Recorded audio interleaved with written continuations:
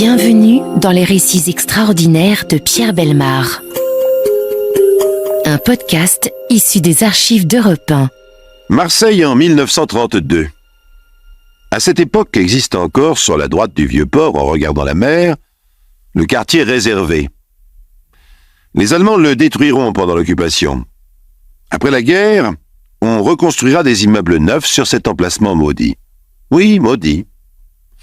Car dans le dédale des ruelles étroites et sombres, entre les maisons, hôtels de passe, bars et bordels, qui communiquent entre eux par des couloirs, des portes, des escaliers, grouille une pègre internationale.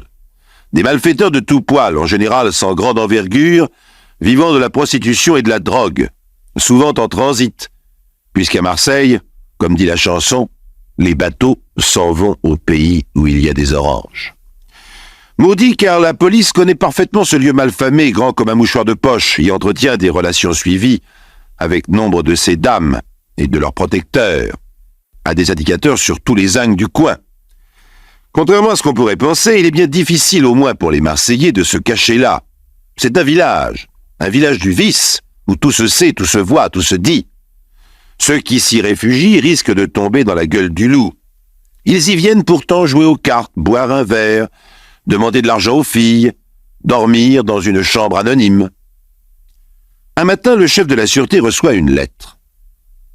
On prépare un coup contre un bureau de poste, celui de la Blancarde ou de Saint-Barnabé. Pas de signature, évidemment. Alors il appelle un inspecteur principal. Regardez-moi ça. Tiens, curieux. J'en ai pas entendu parler. Qu'est-ce qu'on fait? Un tuyau comme ça, s'il n'est pas crevé, ça vaut du fric. Tâchez d'obtenir des renseignements comme d'habitude, de savoir qui c'est. D'accord, chef. Parce que, voyez-vous, c'est peut-être une bonne occasion... Qu'est-ce que vous voulez dire? De les boucler? Oh, surtout pas. Non. On les laisse en faire. On pourrait, nous, monter une opération un peu spectaculaire, qui ne nous ferait pas de mal en ce moment.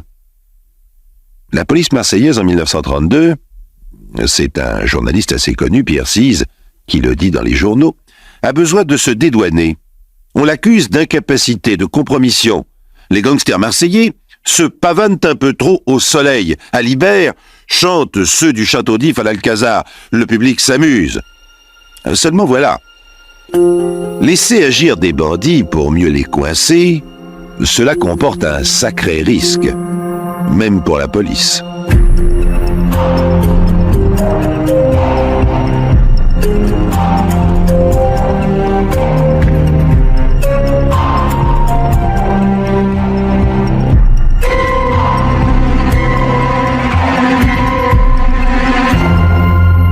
Le rapide numéro 6, destination Paris, quitte la gare Saint-Charles à 19h15. Nous sommes le 9 février 1932. Le train traverse la banlieue marseillaise, passe au pied des immenses carrières de cailloux blancs qui donnent au paysage un aspect désertique, longe l'étang de Berre, où rougeoient dans la nuit des lueurs de pétrole, prendre la vitesse en direction d'Avignon. Deux employés du PLM, un vrai, Julia, et un faux, Maucuère, longent les couloirs en allant vers l'avant du train.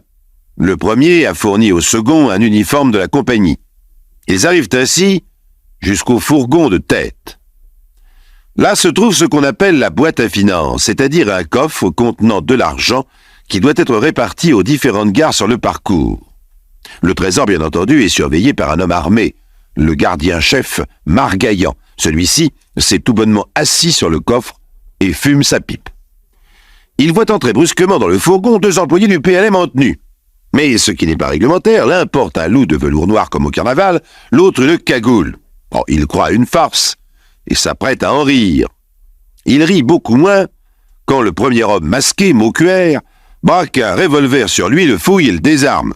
Allez, viens par ici, toi, et vite. Par ici, c'est la vigie, avec au-dessous un réduit pour y placer les marchandises. Le gardien-chef Margaillan doit s'y glisser à quatre pattes, poussé sans ménagement par Maucuère. La porte du réduit se referme sur lui, il entend le bruit d'un cadenas. Décidément, les bandits ont pensé à tout. Il est prisonnier jusqu'au prochain arrêt.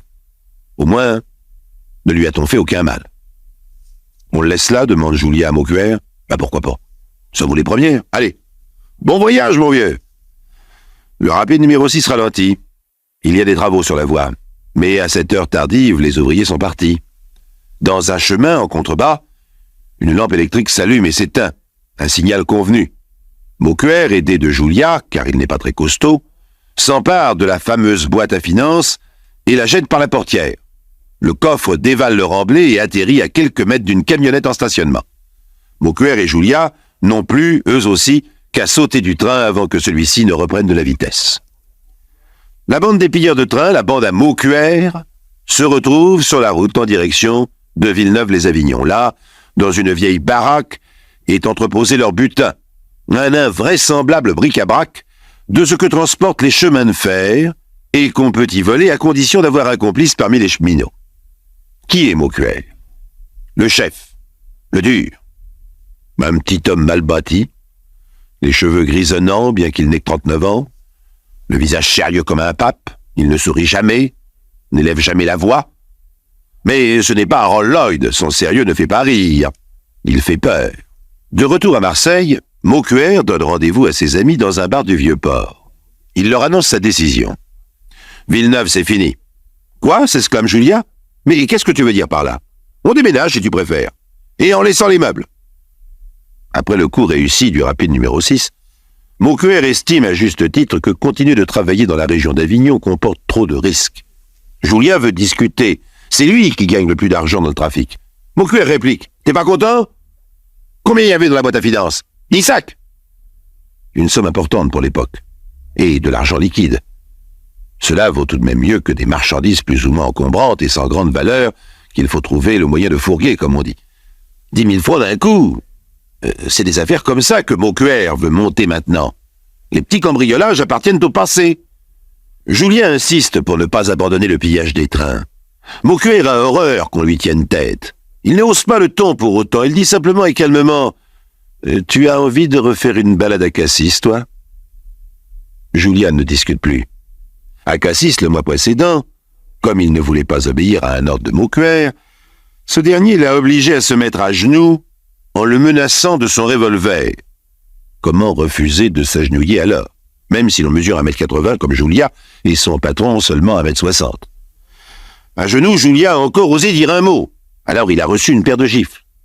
Voilà comment Maucuère, toujours sans se fâcher, sait se faire obéir, un système efficace quand sa bande est aux ordres. Beaucoup moins efficace, vous le verrez, le jour où celle-ci sera aux abois. L'humiliation prépare la vengeance. Pour l'instant donc, les pilleurs de train se mettent eux-mêmes au chômage. Le temps pour Maucuère de combiner une nouvelle affaire aussi juteuse que celle du rapide numéro 6, mais plus dans les chemins de fer. En attendant, les amis jouent aux cartes, s'occupent des filles. Maucuère, lui, a plusieurs maîtresses. Il courtise même l'épouse de Julia. Mais celle qui compte le plus pour lui, c'est Élise Carbonel. Une jolie brune, fine, presque élégante. Il vit avec elle et il l'aime. Un amour qui pèsera lourd à la fin de cette histoire quand Élise l'aura quitté et se sera installée à Paris. Les vacances de la bande durent jusqu'au printemps, jusqu'au jour où Maucuère apprend par un copain qui habite la banlieue une nouvelle intéressante. Tous les jeudis, une banque dépose de l'argent, un gros paquet, dans un petit bureau de poste de son quartier. Maucuère décide de tenter un hold-up. Qui prévient la police? Une des filles du Vieux-Port? Le tenancier d'un bar? Une des maîtresses de Maucuère? Un de ses collaborateurs trop souvent mortifiés? La police n'a pas l'habitude de révéler les noms de ses mouchards. En tout cas, comme je vous l'ai dit au début, le chef de la sûreté est prévenu. Alors, inspecteur, cette attaque des bureaux de poste? Oui, chef, je sais. Qui est-ce? La bande à Maucuère. Lui a déjà été condamné pour vol et désertion. Il n'est plus tout jeune. Et ces types sont encore plus minables que leur patron. Bon, parfait. Ils doivent pas être très dangereux. C'est exactement ce qu'il nous faut. Alors maintenant qu'on les connaît, on les arrête? Oh non! Oh non, je vous l'ai déjà dit. Il faut les laisser monter leur coup. Comment? Quand? Ça, la police l'ignore.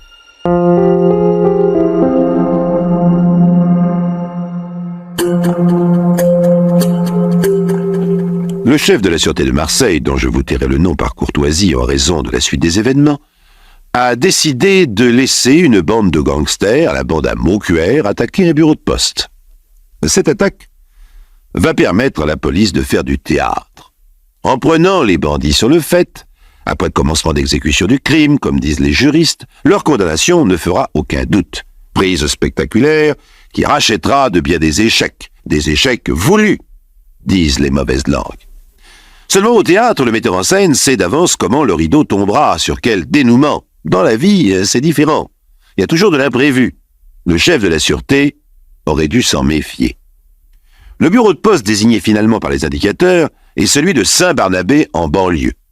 Une simple maison au coin de 2 rues, avec une entrée dans chacune de celles-ci. Dans une rue, l'entrée du public, et dans l'autre, l'entrée de l'appartement de la receveuse, qui se trouve au premier étage, mais communique par un escalier et un couloir avec le bureau.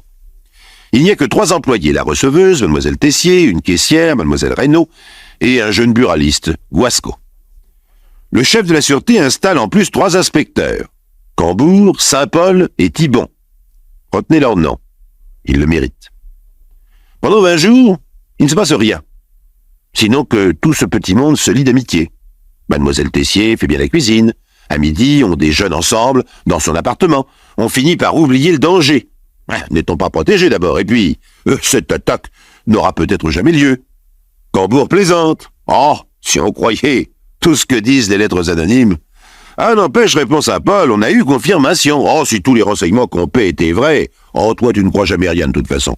Allez, on attend encore 2 jours et on se tire. Ordre du patron. Le 21e jour est un jeudi. C'est le jour où la banque voisine réapprovisionne la caisse en numéraire. Les inspecteurs redoublent d'attention. Il ne se passe toujours rien. À 6h moins 5, la receveuse donne l'ordre de faire les comptes, de ranger les papiers. On ferme dans quelques minutes. C'est pas encore pour aujourd'hui, dit-elle. Un jeudi pourtant. Ah, c'était un bon jour pour eux. Un coup de frein? Une automobile vient de stopper brutalement. 3 bandits, le visage masqué par des bras de soie, font irruption dans le bureau, revolver au poing. Que personne ne bouge. Une voix leur répond « Haut les mains, police !»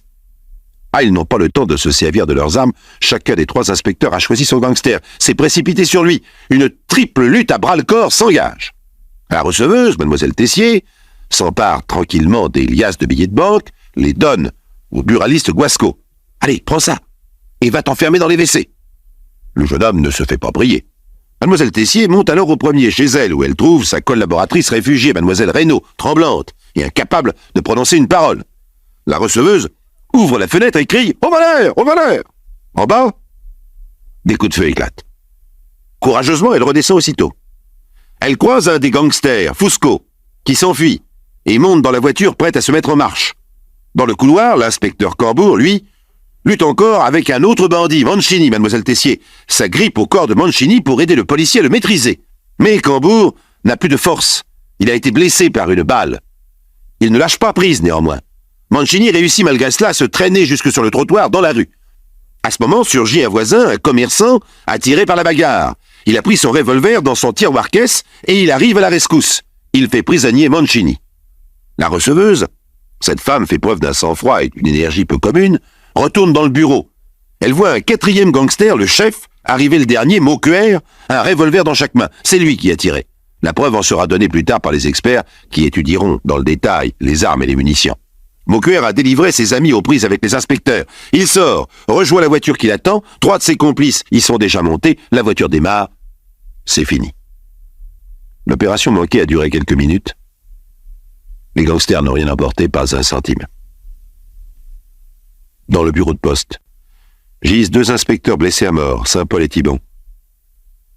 Sur le trottoir agonise le 3e, Cambour. 3 héros qui ont cru à la mission dont leur chef les avait chargés. 3 victimes du théâtre. Ah, la chasse à l'homme s'organise, mais un peu tard. Il fallait que la bande à Maucuer vînt à Saint-Barnabé. Il ne fallait pas l'en dissuader en prenant des précautions voyantes, en changeant quoi que ce soit aux habitudes quotidiennes. Il fallait laisser le bureau de poste comme il était.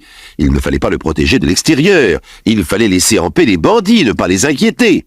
Maintenant, bien entendu, c'est le contraire. 3 policiers sont morts.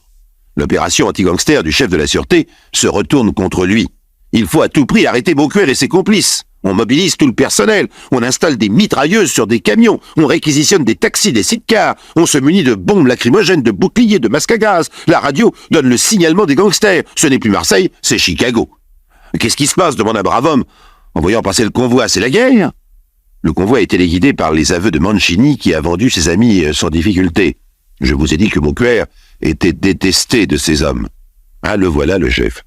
Il s'appuie à la porte d'un bar, le bar Charlot. Il ordonne à Julia « Tu connais la patronne, vas-y ». Julia entre, parlemente. « Il faut nous cacher jusqu'à demain. »« Toi, si tu veux.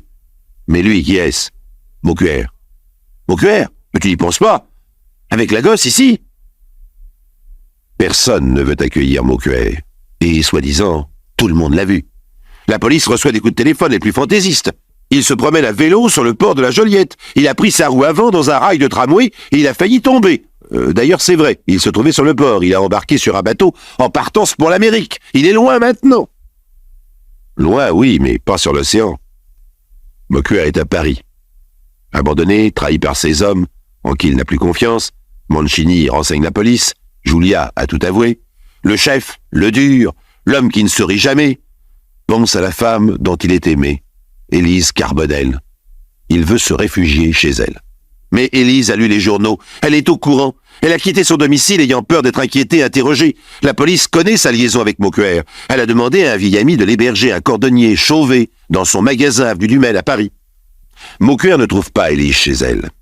Il pense à Chauvet, un compagnon de son père du temps où ils brandissaient ensemble le drapeau noir, un anarchiste repenti recyclé dans la chaussure. Maucuère se rend donc avenue du Maine. Et il faut qu'il soit bien imprudent car la police connaît Chauvet. Maucuère, son triple meurtre accompli, est-il redevenu un enfant? Il n'a plus de parents, plus de mère. Son désespoir le conduit instinctivement auprès de la femme, la seule qui ne le rejettera pas à la rue. Élise, en effet, est là. Elle accueille son amant. Chauvet intervient. « Ne reste pas là, Maucuère, tu vas te faire prendre !» Je veux bien me tirer, mais avec Élise. « Et bouge pas, Élise! Je vais pas te laisser faire une folie pareille! Allez, Élise, en route, n'écoute pas le vieux, va chercher un taxi !» Élise obéit. Elle boucle rapidement sa valise, sort, revient avec un G7 rouge et noir. Maucuère bondit, saute dans la voiture. Mais un autre taxi attend un peu plus loin avec le commissaire Bayard et 2 inspecteurs. Il y a aussi une puissante limousine de la sûreté bourrée de policiers. La chasse commence. Le G7 distance ses poursuivants. Tapis dans le fond de la voiture, Maucuère, redevenu le chef habitué à commander, donne des ordres. Tourne à gauche, appuie sur le champignon, plus vite. Le chauffeur terrorisé prend des risques invraisemblables. La limousine de la sûreté en fait autant. Elle possède un moteur plus puissant. Elle va rattraper le G7. Alors Maucuère se décide. Au carrefour Sébastopol-Turbigo, il crie « Stop !» Il descend et s'enfuit en courant sur le boulevard. Des policiers s'élancent derrière lui. Maucuère court toujours, bousculant les passants, fendant la foule. Il passe sans le savoir près d'un agent de la circulation. Celui-ci, qui assiste au spectacle comme au cinéma, n'hésite pas. Il assène un violent coup de bâton sur la tête du fuyard. Maucuère appuie sur la gâchette de son revolver, mais déséquilibré par le coup qu'il a reçu, ne réussit qu'à se blesser lui-même à la jambe. Il tombe. Il est pris. Le procès de la bande à Maucuère se déroula en janvier 1934 devant la cour d'assises des Bouches-du-Rhône. Maucuère et Julia, le petit chef et son adjoint, sont condamnés à mort, les autres aux travaux forcés. Laissons les derniers mots au journaliste qui révéla les dessous de cette affaire, Pierre Cise. La capture de ces redoutables bandits permettra à la Sûreté de Marseille de reprendre une attitude avantageuse. Au fait, ces bandits auraient-ils tué sans la machination policière? Qui était-il? Le chef de la bande, un dur au petit pied?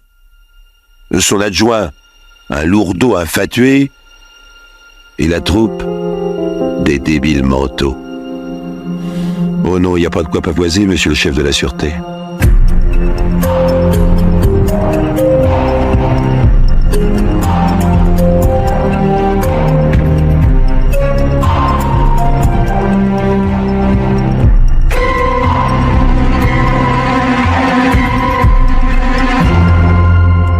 Vous venez d'écouter Les récits extraordinaires de Pierre Bellemare, un podcast issu des archives d'Europe 1 et produit par Europe 1 Studio.